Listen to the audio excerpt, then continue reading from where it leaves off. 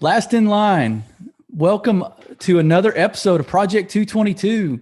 We are diving into ex-college athletes who have walked the faith journey. And you didn't hear me say perfectly, but you did hear me say they walked it out. So they have the answers to the test for you somewhat. And I hope we can shed some light on some challenges that you might have, some distractions, temptations we all face, but specifically the college athlete we want to pour into you. So I have a guest today that is pretty close to me geographically. He's up in Dallas area and Fort Worth area, and his name's Dustin Sandoval. And he ran at Cowley County College, junior college up in Kansas, and before that though, he was a 4-time state champion in high school, and then was on a national championship team at Cowley County. And what a great accomplishment. I got to read some of his times real quick. I just chose 3 to read because they're just impressive. But he's got a lot of other accomplishments with that. So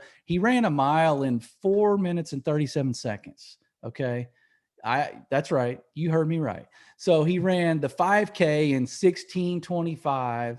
And then get this, the guy ran a 10-mile in under an hour, 55 minutes. Like, that is, for those of us who don't run, that's unheard of. That's incredible. But so he transferred to Liberty University, where he studied international business and then started a nonprofit called Feet That Move.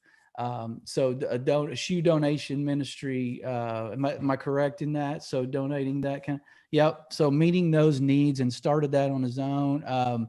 Traveled the world, leading young adults on mission trips. Just were giving and pouring and investing in those needs. He's married and expecting their first child here any week now. So let me formally welcome Dustin Sandoval to the show. Thank you, John. I'm super honored and excited to be here with you today. Yes, man. And this Project 222, man, comes right out of the Bible. We talk about it all the time in 2 Timothy 2:2, where he says, take what I've taught you, teach it to faithful men so that they can teach others also. And it's just all about sowing seeds and downstream blessing and downstream encouragement for people that follow you guys. And so walking that path of a Christian athlete can be challenging. And we're going to dive into some of those things you saw. But before we do that, we're going to have a little fun. We're going to have a little fun with a rapid fire, okay, an enlightening round. So the categories start with N. So we're going to start with nutrition. Give me your favorite and least favorite food.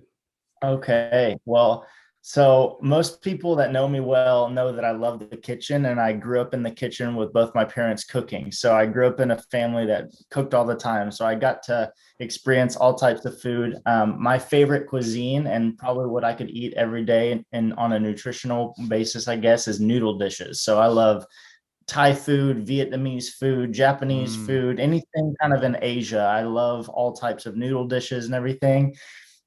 And quite frankly, John, I'm not really a picky eater. So I think growing up, I didn't like milk and I didn't like mushrooms, but I've now, my palate's changed and I love mushrooms now. So it's kind of strange, but yeah. All right. So we won't send you any milk as a gift for being on the show. Then we'll just send you mushrooms. So then the second N would be nuisance.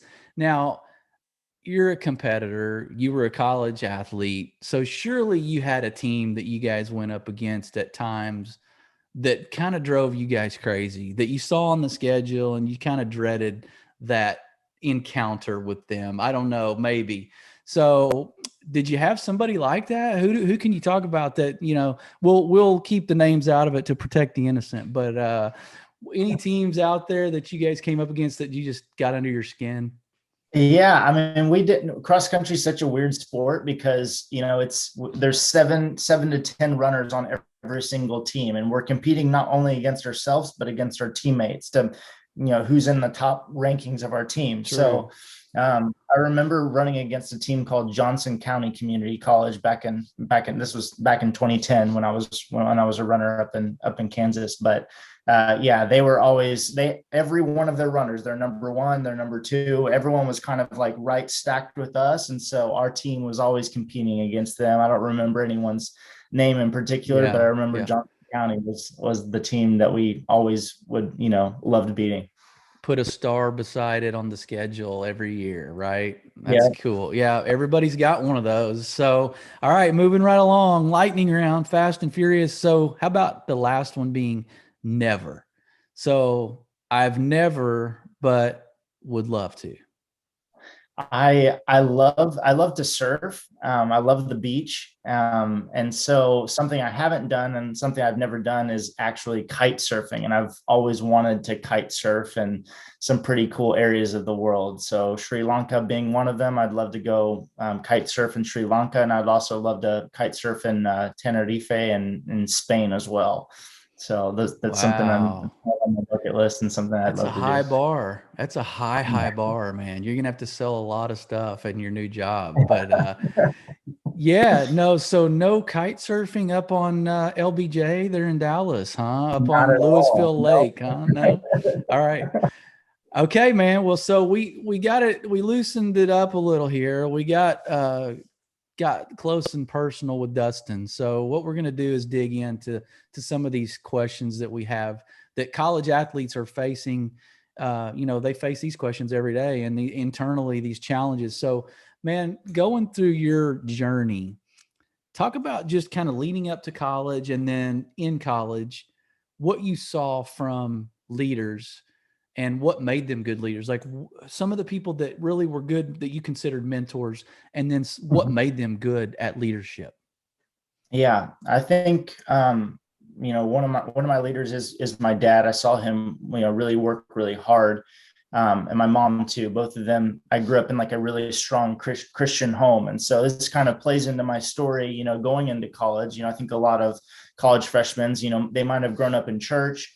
They might have been involved in youth group, and that was kind of my story. But I knew, and I was told from a very early age that faith was going to become my own when I went off to college, and so I didn't really know what that meant, but as I looked at my dad and I saw him working very hard, I had some other, mentors and leaders in my life that I saw, they were business owners, but they were forsaking their marriage because of their business, or they were entrepreneurs and they didn't have a lot of time for their kids. And I didn't really, Mm.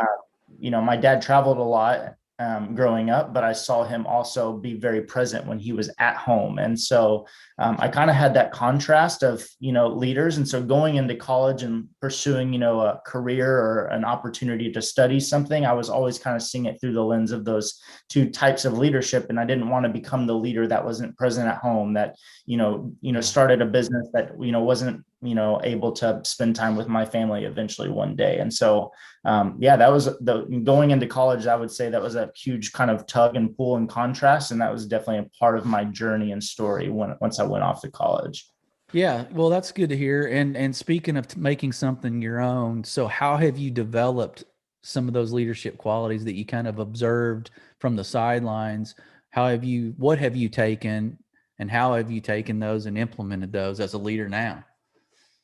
Yeah, I mean, I think for me, now, I've just celebrated my 2-year anniversary with my lovely wife Tanya, and I've got a little girl named Mila on the way here in the next couple months, and something that I think we learned very early on in our marriage, and like it all was, from experiences in college. I really wanted to make sure that I had time with my family. And so that when I recently just got a new job, and it's 100% remote company that we'll never have an office. We'll never go into the office, and we can work from anywhere we want in the world. And so for us, I just, we have family values, we have priorities and passions, and we've kind of set up our life in a way that, I can have lunch and dinner with my family every day. I can, we can go on trips and travel. And so those are all, I guess, things that we've kind of put in priority, but it's all because I saw that, I want to be present at home. I want to spend time with my family. I want to put my family first. And so yeah, I don't know if that answers your Yeah. question, John. Yeah, no. So I feel like we can dig a little deeper in your leadership skills because you did start, a ministry of while you were in college, you started the shoe ministry. So you had to lead in that regard. So what about you personally kind of drove you and motivated you and really like lit a fire in you to do something like that? Yeah. So I worked in high school. I had my own little like marketing business, and I was working for a gentleman who was very successful, and he you know had all the money you could think of in the world. And I saw that, that was kind of a goal of mine when I was going in as a freshman. I'm going to go study marketing in college. I'm going to get a degree, and I'm going to make a lot of money. And I grew up in a family that was very well off, and, lived in an area that was, nice. And I was kind of in like a little bubble. Yeah. But what drove me was, my freshman year, I actually ended up getting hurt after my team won the national championship in college. And I was at the peak of my career. I was getting faster. I went to a junior college to save some money. It was the number one junior college at that time in the nation for cross country and track. And I was getting ready to go, run at a bigger D1 university. And my college career was going to be paid for through my, athletic ability. And that my freshman year, I got hurt. And as a 20-year-old kid, it kind of is earth shattering that your career in athletics is over, and something you've given nearly half of your life towards is now come to a close. And so it was through that experience and really looking into my own heart and in my own life that I just saw that all I cared about was myself. I cared about myself in my running. My sport in particular was kind of selfish because it's very individualistic, and you can only, you have to take care of yourself. It was a team sport as well, but I was very focused on me. And I was even focused on me and my studies and my desires and passions and, aspirations to go into make a lot of money, because that's what I'd seen my mentor in high school do. And I didn't see that work out very well for him and his time with his family, like I kind of mentioned earlier. And so that's what drove me. It really put me on about a year-long journey in my freshman year in college to make faith become my own. And that sent me up to Liberty University, where I really gave my life to Jesus my freshman or my sophomore year in college at Liberty. And it was through a mission trip meeting. My girlfriend in college wanted to go on a mission trip, and I went to a mission trip, like informational meeting at my university. And it was in that meeting where I knew that my life could look a lot different from being a selfish runner, my time being, consumed by that. And it was that day that I said yes to Jesus. And that really set me on a different path and trajectory to, serve people. And all I knew was, I loved shoes, and I saw a need there. And that's what sent me on a long journey of, exploring that path. Yeah. So that's a cool journey and sort of a transformation, I guess, within yourself, going from internally focused to being externally service driven focused. And, but surely there was some challenges along the way with you and your faith. Like as you're a new Christian, or really a new ownership of your faith, there had to be some challenges that maybe were potential distractions or temptations that you had to kind of fight through. How'd you lean into those, and what did you give us some examples of that? Yeah, I think for me, and I think, just speaking to any, I think any girl or guy in college, but specifically the guys, like I was in a relationship in college, and I was, 20, 21 years old, early in college. And I thought I was ready to become a husband and, all this different things. I was so young and hadn't really figured my life out. I was a new believer, and like walking that faith journey out. But that was, I think a big distraction, and I think can be a big distraction for a lot of, college freshmen and college sophomores that, for me personally, I got into a relationship. It was a good relationship, but it was distracting from, really pursuing the thing that God had called me to do in that time and season in my life. And so that was definitely, I think, a huge thing to kind of overcome. And it was through a breakup that, I think the Lord kind of removed that relationship and allowed me to keep walking that path. But I think relationships is a huge area that a lot of, I think,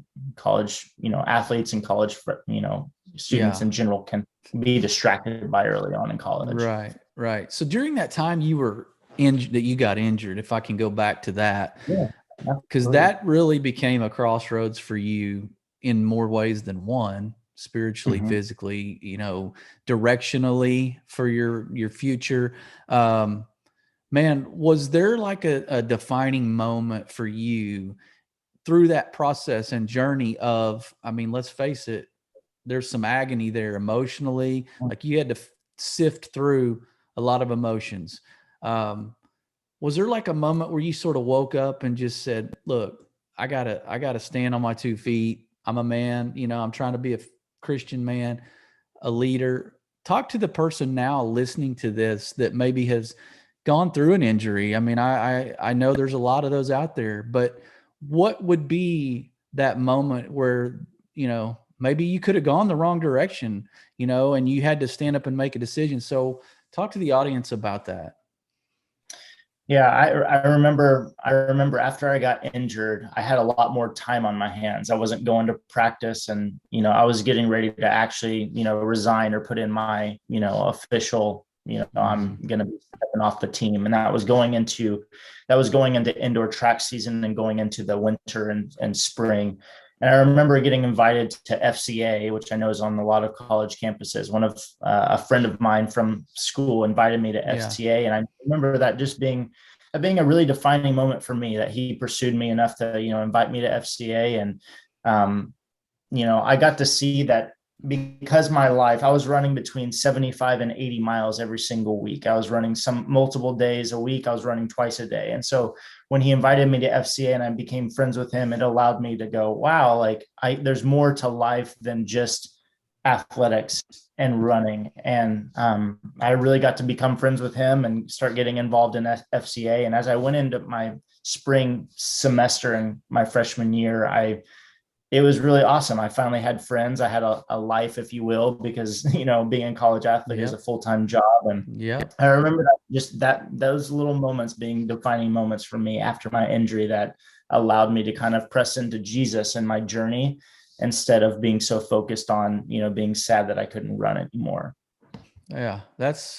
I mean, I got to know that hit home for somebody, because like you said, when you go from, I would say 9 to 5, it really was more than you go from 6 to 10, and your whole day of awake hours is poured into school or sports.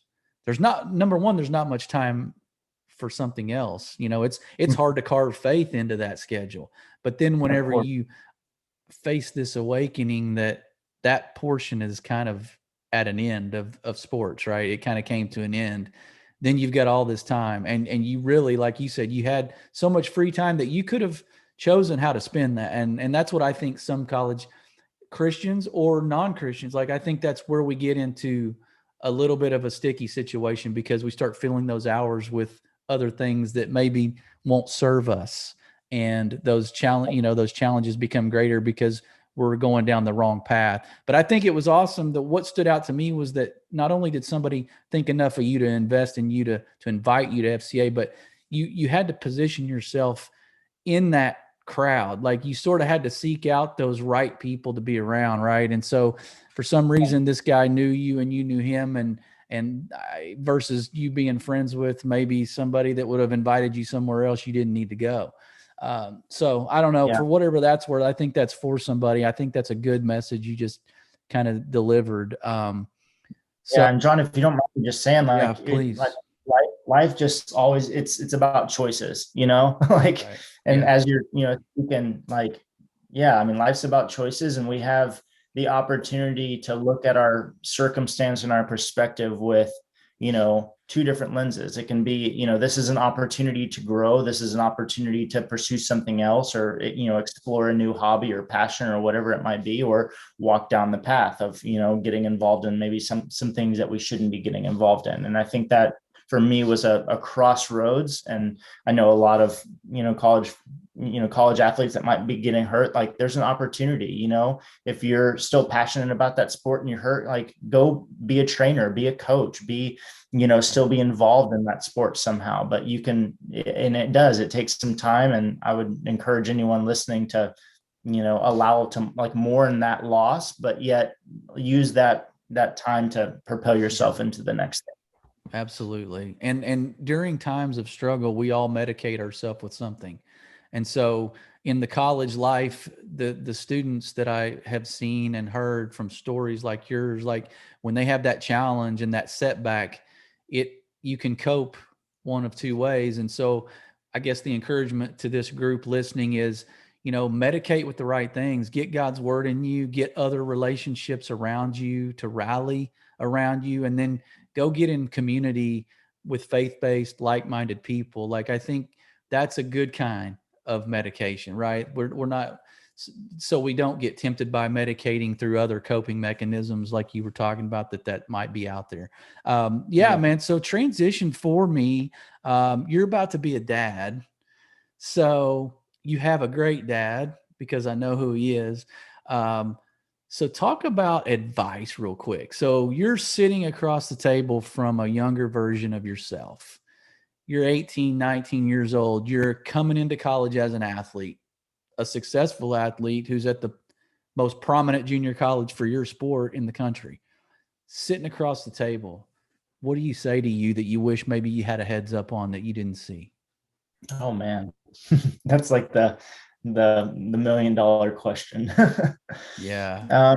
I think I would tell them to like not put so much pressure on themselves, and that it's just like, honestly, that it's just going to be okay, and that the journey of life is going to happen, and life's going to take place. There's going to be circumstances and things that take place that, it's just going to be all right, and it's going to be okay. And just be open to the growth that is there for you, when whatever that looks like. It might be, an injury. It might be, changing from, finance major to, social studies or some kind of, social work or something else. So I think a willingness to being open, I think that would be probably the biggest thing I would share with someone sitting across the table from me.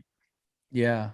Yeah. And, I've always heard it said, never get too high or too low. Like, even during great moments, it's important to stay level and grounded and balanced in the good and the bad. And so, yeah, looking for those opportunities for growth, those come in kind of some of the uglier moments, right? And so, like you said, look at it as an opportunity instead of just this whole setback that's devastating to your entire life. Because let's face it, even if you go play professional sports, that portion of your life is relatively small to the entire, to your entire life. So I think perspective is what I'm hearing you talk about and what I'm hearing you say. And if you could talk to yourself back then, just be like, hey, even if you have a setback, even though it's catastrophic in your mind, it's really not. Life's happening. Press through, and there's something bigger down the road. So that's what I hope somebody's hearing us say. All right, man, let's put a bow on it right here. So complete the sentence for me. So you're an athlete in college, and we'll even expand it to Liberty because you were doing some awesome things over there, even though you weren't an athlete. But I made an impact in the lives of my teammates or the lives of the people that I was impacting during your ministry and mission work. I know I did that because. I think for me, and my freshman year when I was in college, it looked very different. I think for me in that season, that 1 year, it was, I made an impact in the lives of those teammates in particular. And by choosing, the things of God, like going to church, going to FCA, doing, the right thing when there was opportunity to do the wrong thing. And I think that was kind of in that season, to tie a bow on, my 1 year of, college, being a college athlete. But then the remainder of my college years, especially, as I started my nonprofit Feet That Move, it was, if I was able to introduce people to Jesus, that was success. And that was something that I lived for. And I think every believer should live for, is to, see people come to know him and to see Jesus through your life. And so those that knew me well and those that, watched my life through all of those years of ministry, I hope they know and saw that, they were getting introduced to Jesus. And that was That was my passion as we led, young people on mission trips. That was my passion as I, maybe was on an interview or on a, podcast or whatever it might have been. I just wanted people to know that like they could encounter Jesus. And if that was taking place, then I was, happy, and I was faithful and obedient. Yeah. No doubt. No doubt you were successful at doing that. And audience, I would say, whenever you undergo a transformation spiritually, like, who you were before Christ, and then who you are after, it's hard to not want to share that. Like, it's hard to, as we reflect the character of God through our new life, right? We're a new creation. We get fired up because we're passionate, because we knew how messed up we were. And we know that just making our life, dedicated to that and to a Christian life has changed and has been different. And so that's what I hope the audience can hear Dustin say is, man, there's a lot of people watching, college athletes, there's somebody watching all the time. So if you can dig in and own your faith and be that reflection of the character of Christ, man, you don't even know some of the seeds you're planting and some of the influence you're having, some of the peripheral impact that people are seeing from you. So that's an encouragement. I didn't plan to say that. I don't know. I feel like the Spirit was leading us in that direction. So I hope that encouraged somebody. Dustin, man, I can't thank you enough for carving out a Saturday morning, 4th of July weekend, when you have a pregnant wife in the heat of the summer, probably in there needing your attention. So I appreciate that. It's been an honor to have you. Audience, I hope you were encouraged. Till next time, he's been Dustin Sandoval. We've been Last in Line. Be blessed.